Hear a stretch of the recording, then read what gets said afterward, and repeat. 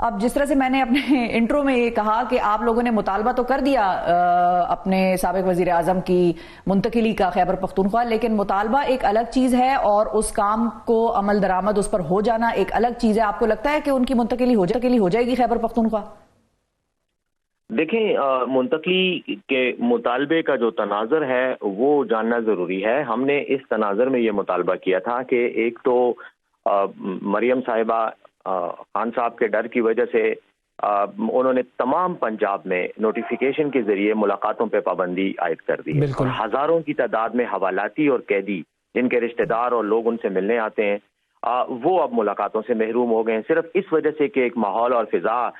بنانی تھی کہ سیکیورٹی کا خطرہ ہے اور جیلوں پہ حملے کا خطرہ ہے، اس لیے ہم نے ملاقاتیں بند کر دی. اصل مقصد خان صاحب کی ملاقات. تو وہ ویڈیو کال کی سہولت نہیں دی؟ مریم صاحبہ نے تو ویڈیو کال کا بھی جو ہے وہ اجرا کر دیا کہ قیدی جو ہیں اپنے گھر والوں سے 2 دفعہ ہفتے میں ویڈیو کال کے ذریعے جو ہے ملاقات کر سکیں گے.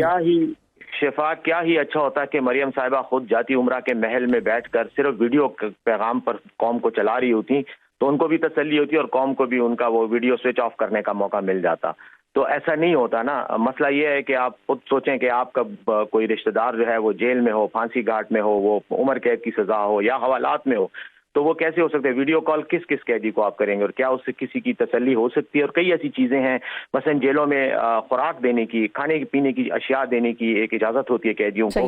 آپ یقین کریں، آپ اڈیالہ جیل چلی جائیں، وہاں آپ کو کھانے پینے کی اشیاء کے ڈھیر لگے نظر آئیں گے جو اجازت نہ ملنے کی وجہ سے اندر جانے کی وہ باہر گھر چل رہے ہیں. قیدیوں کو پرابلمز ہیں، لوگ نہیں مل سکتے اس وجہ سے کہ مریم صاحبہ کا ایک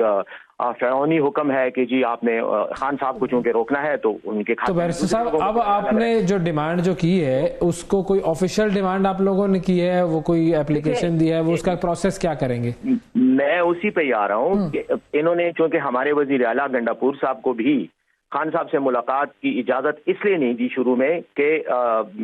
سیکیورٹی کا خطرہ ہے، تو ہم یہی کہہ رہے ہیں کہ اگر آپ اتنے نائل ہیں کہ آپ جیل میں بھی کسی کو سیکیورٹی نہیں دے سکتے، میرے اندازے کے مطابق تو جیل سب سے زیادہ سیکیور جگہ ہوتی ہے، وہاں پر بھی اگر آپ کسی کو سیکیورٹی کا وہ یقین دہانی نہیں کرا سکتے تو پھر آپ ان کو خیبر پختونخوا حکومت کے حوالے کریں، ہم ان کو یہاں رکھیں گے. ویسے بھی خان صاحب کو تو آپ نے جیل میں رکھا ہوا ہے تاکہ وہ لوگوں کے ساتھ انٹریکٹ نہ کر سکیں. دیکھیں ان کے مقدمات بھی جیل میں چل رہے ہیں، جیل ججز آ کر وہیں پہ عدالتیں لگاتے ہیں، تو وہ عدالت اگر اسلام آباد سے اڈیالہ میں لگ سکتی ہے، اس میں تقریباً کوئی 1.5 گھنٹے کا تو راستہ ہے اسلام آباد سے اڈیالہ جانے کا ٹریفک کی وجہ سے، تو وہی 1.5 گھنٹہ آپ کو پشاور میں لگ جائے گا. ان کو پشاور جیل میں انہوں نے وکلا کو تو ملاقات کی اجازت دے دی ہے، تو اس کا مطلب ہے سیکیورٹی معاملات کچھ بہتر ہو گئے ہوں گے؟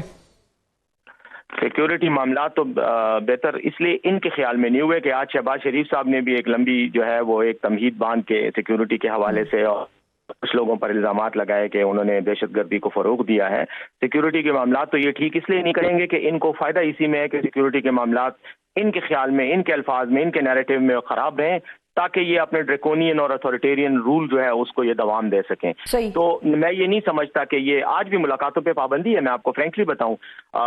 سینئر رہنما پارٹی کے ان سے نہیں مل سکتے،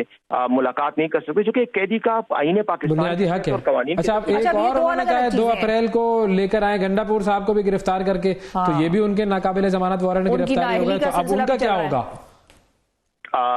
بعض اوقات انسان کی خواہشیں جو ہے نا وہ اتنی زیادہ ہو جاتی ہیں کہ وہ جب ان کا اظہار کرتا ہے تو احمق لگنے لگ جاتا ہے. اسی لیے بہتر ہوتا ہے کہ اپنی خواہشوں کا اظہار کم کیا جائے. یہ بالکل ان کی یہ خواہش ہے کہ گنڈاپور صاحب کو گرفتار کر لیں، لیکن یہ خواہش ان کی پوری نہیں ہوگی. جو ضمانت ان کی جو بیلیبل